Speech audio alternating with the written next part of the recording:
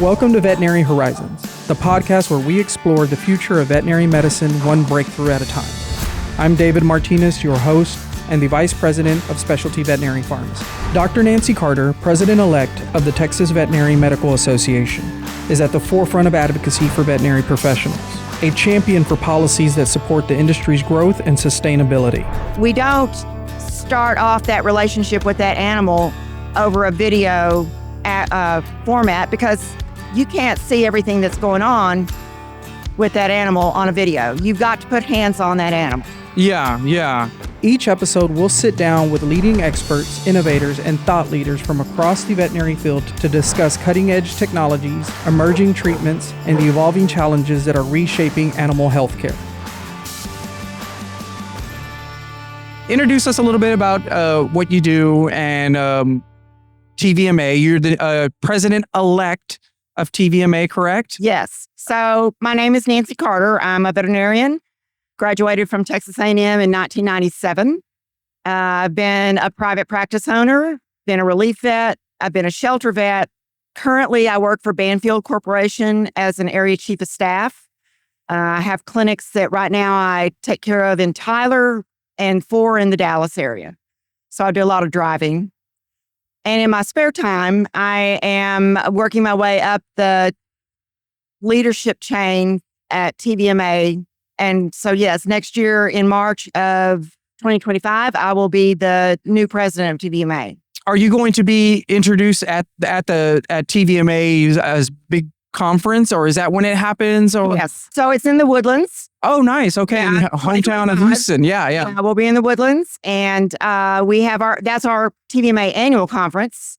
And we have that 6 months away from this conference, Southwest Vet, so that we give Texas vets and all the vets in the surrounding states an opportunity to come and get high quality CE. Okay, great. And let me ask you, what inspired you to take on a leadership role in TVMA? So, organized veterinary medicine, which that's TVMA's claim to fame, is very, very important to my profession to protect the values and the goals that we have as practicing doctors. And it's also to help us provide high quality medicine and high quality care for the clients that own the pets that we see. Okay, cool. Yeah. And I want to be as supportive of that as possible. It was a great opportunity for me to take on a leadership role. I don't think anybody quite realizes what you agree to, but trust me, I know exactly what you're talking about. Yeah. This podcast included, but it's been the rewards that I've gotten back from the time that I've invested in this have been, more than worth all the sacrifices that we've made. So have you, was this kind of your first dabble into leadership in TVMA, or had you played other roles in TVMA? How long have you been also involved with? So from the time I graduated from vet school, I've been very involved in the committee level of TVMA. And there are committees for all different interests for veterinarians. At that time, a long time ago, was called Public Health. Now it's One Health. And not too long after that committee was alive, they created the Shelter Medicine Committee. And that's always been a huge love of mine, is shelter medicine. So I've been very active in those two committees. I, at some point, was elected to committee chair for shelter medicine. I did that. And then there is a district on the board of directors for TVMA for shelter medicine. And so I eventually was that board of director there. And from there, then if you choose to and you're asked and there's an opportunity, you can actually go up to the higher levels of leadership. I see. Okay. And so if if you're a young veterinarian looking to get involved, wanting to help, where's a good starting off point? What's some advice and what would you recommend look at the different committees that TVMA has, pick one that is part of your interest and get involved. Show up. The committees meet twice a year at our annual conference and then at Southwest Vet. Okay.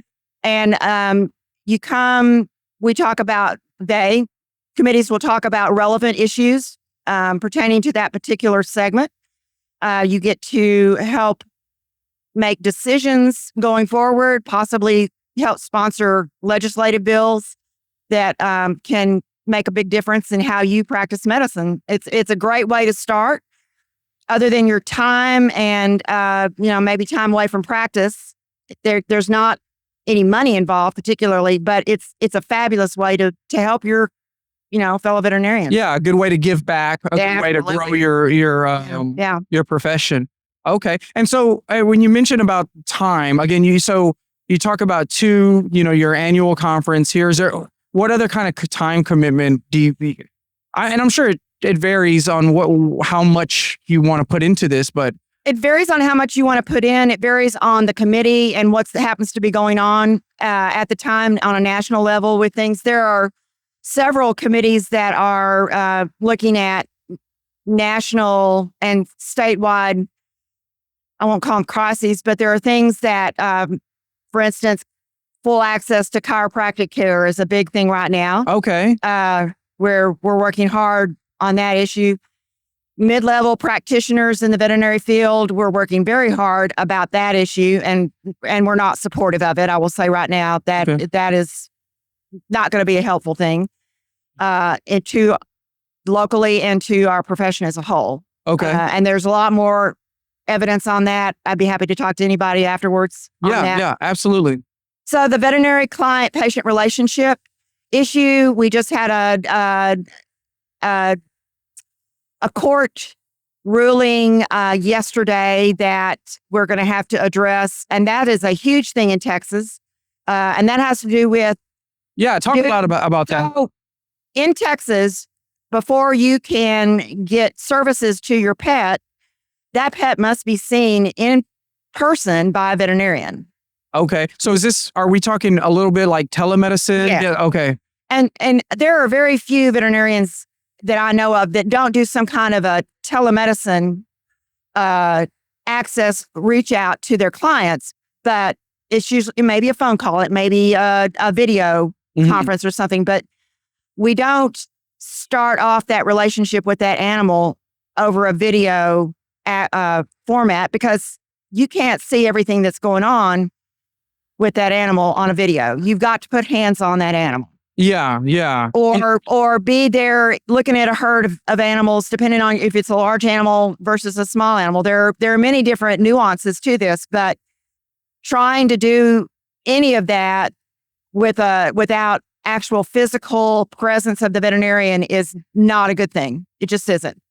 I see. Okay. Yeah, that's very interesting. I mean, in the pharmacy world, we have what you would call a triad relationship. So you have to have a relationship with the patient. Yeah. You have to have a relationship with the doctor and then the pharmacy. And so kind of sounds a little bit similar to what you're talking about. So we've got doctor, we've got the owner of the pet, and we've got the pet itself or the herd of animals, whatever kind of animal you're talking about.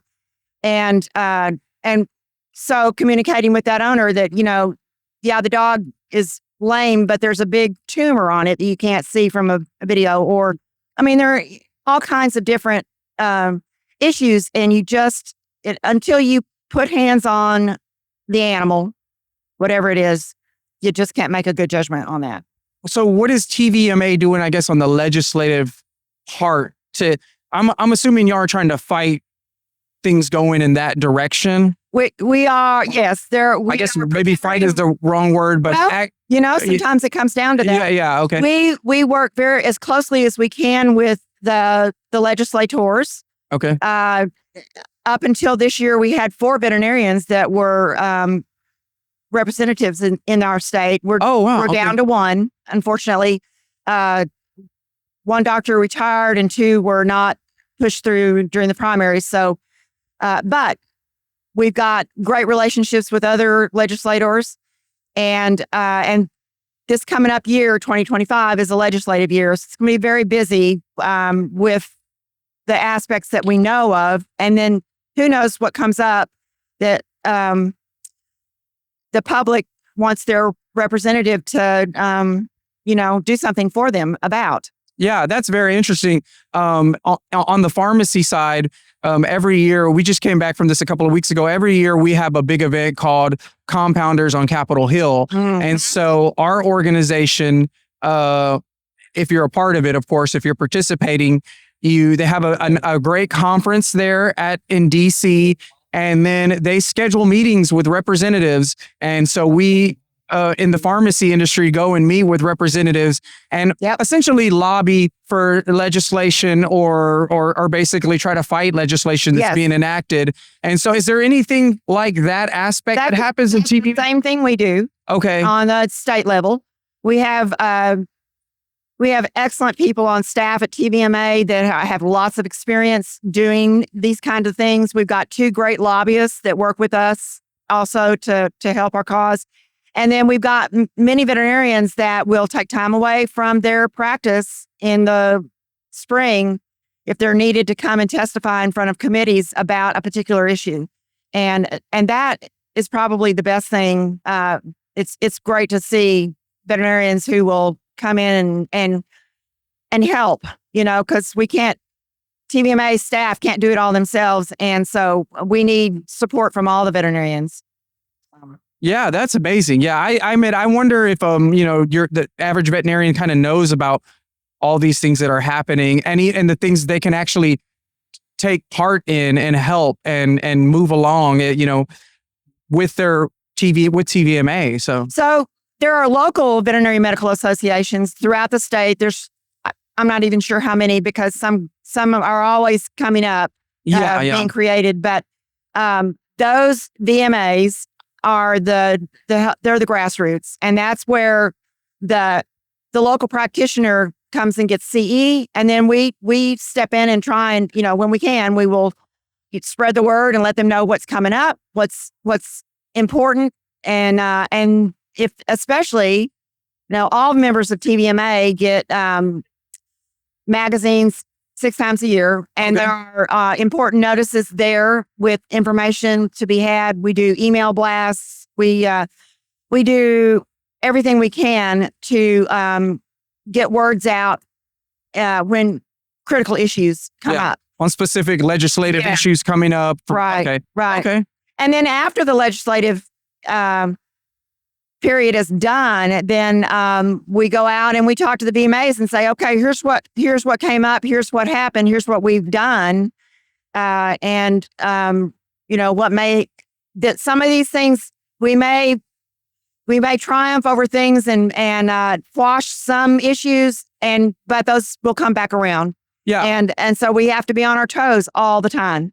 So Veterinary Vitals, as some of you may know, it's a podcast for vets in the industry and vet students and techs about popular topics, hot topics, things that need to be talked about. Right now, we're talking about mental health. So Veterinary Vitals can be found anywhere where you can get your podcast, so Spotify, Apple Music. We have a very small footprint. Again, previously, our last 5 seasons were mostly for people in the industry. But, we're looking to expand a little bit more to, make more of a presence, especially with a lot of these topics that need to be talked about, like mental health and things like that. And, we can't really be quiet about it anymore. So, yeah, you can go to our website, tvma.org. We have a Veterinary Vitals repository where you can find everything there. Do you have an example of like a big win, legislative win, and, recently that TVMA's? Several years ago, the PMP was a hot topic having to do with drug diversion, controlled drug diversion in the veterinary community. There was some thought that making the veterinarians be a part of the PMP would help with cutting down on diversion. Yeah, I remember this actually now. PMP is where you report who's prescribing it, who's getting the controlled substance. That way they can kind of track diversion. So Right. And so one of the things that there's not actually, and we know this, statistically we know this, there's not that much diversion coming from the veterinary community. There is some, but it's usually not the source of the big issues that we're seeing out there.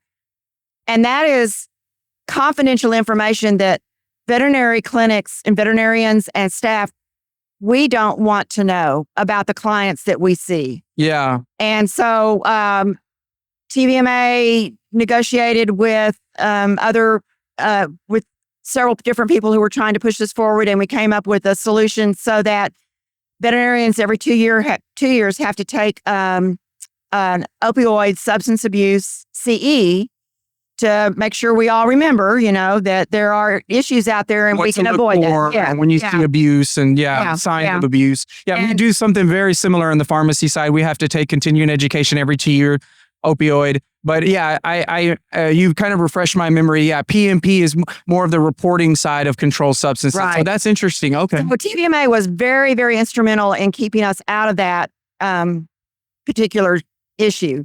And new veterinarians might not appreciate that, but that was a big deal. And it occasionally still comes up because some legislators really think that we need to be controlled that way, and we don't. We don't. So interesting. This year, probably one of the biggest things we've got to look at is some chiropractors want to have free access to animals without having them diagnosed or being seen by a veterinary medicine doctor, which may be okay, but there are many situations where an animal is not appropriate for chiropractic, and there's a lot of things that go into that. Way too in depth for something along this line, but just to say that we are working hard to provide maybe some alternative. So that's going to be what's on the veterinary horizon for y'all. Chiropractic, mid-level practitioners, a whole nother issue. VCPR. Those are probably the big three for this coming up year that we know of. Yeah, we know of. So it was a pleasure speaking with you. You did a fantastic job. Thank you for being with us on our podcast. And thank you for highlighting TVMA. This is a great organization. It works very hard for our members and for the non-members. All veterinarians in Texas reap the rewards of things that we do. And so everybody join TVMA. We'll leave with that. Join TVMA. Thank you, Dr. Carter.